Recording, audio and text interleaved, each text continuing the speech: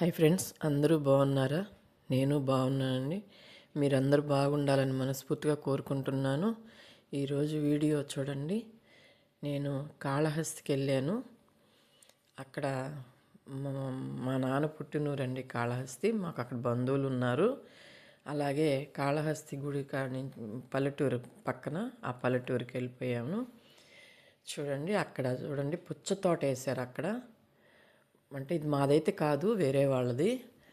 మాది అనుకుంటారు, మాది కాదండి, వేరే వాళ్ళది. మా అన్న వాళ్ళ ఊరి దగ్గర పక్కన చూడండి పుచ్చ తోట వేశారు. కాయలు బాగా లేవని, పంట బాగా రాలేదు. ప్రతి ఒక్క కాయ మచ్చ వచ్చిందంట. మచ్చ రావడం వల్ల వాళ్ళు ఆ పంటని సరిగా తీసుకోలేకపోయారంట. అందుకని వదిలేశారు పంట. చూడండి ఎన్ని కాయలు ఉన్నాయో పొలంలో. 10 ఎకరాలంట, 10 ఎకరాలు పుచ్చ తోట వదిలేశారు.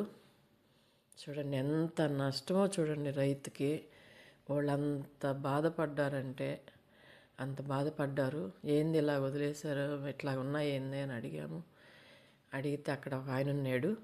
ఆయన అడిగాను, ఏందండి ఇలా వదిలేశారంటే, ఏం చేసామమ్మా, కాయలు బాగా రాలేదు, 10 ఎకరాలు వేసాము, కాయలు బాగా చూడండి చూడండి ఎన్ని కాయలు చూడండి వదిలేశారు అలాగే.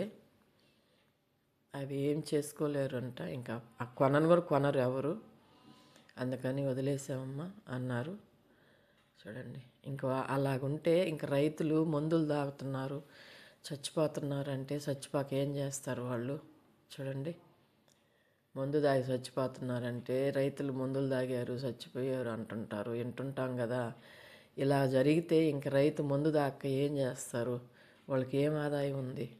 నాకే బాధ వేసింది, చూసేదానికి పోయి నాకే అంత బాధ అనిపించిందంటే చూడండి ఎన్ని కాయలు చూడండి. నా కన్ను బారినంత సూపు, మన సూపు ఎంత దూరం పోద్దో అంత దూరము కాయలు వదిలేస్తున్నారు. చూడండి ఎన్ని పుచ్చకాయలు వదిలేశారు. చాలా నష్టం రైతుకి. చూడండి కాయలు కూడా బాగా రాలేదంట. మరి ఎందువల్ల అనేది తెలియదు నాకు కూడా.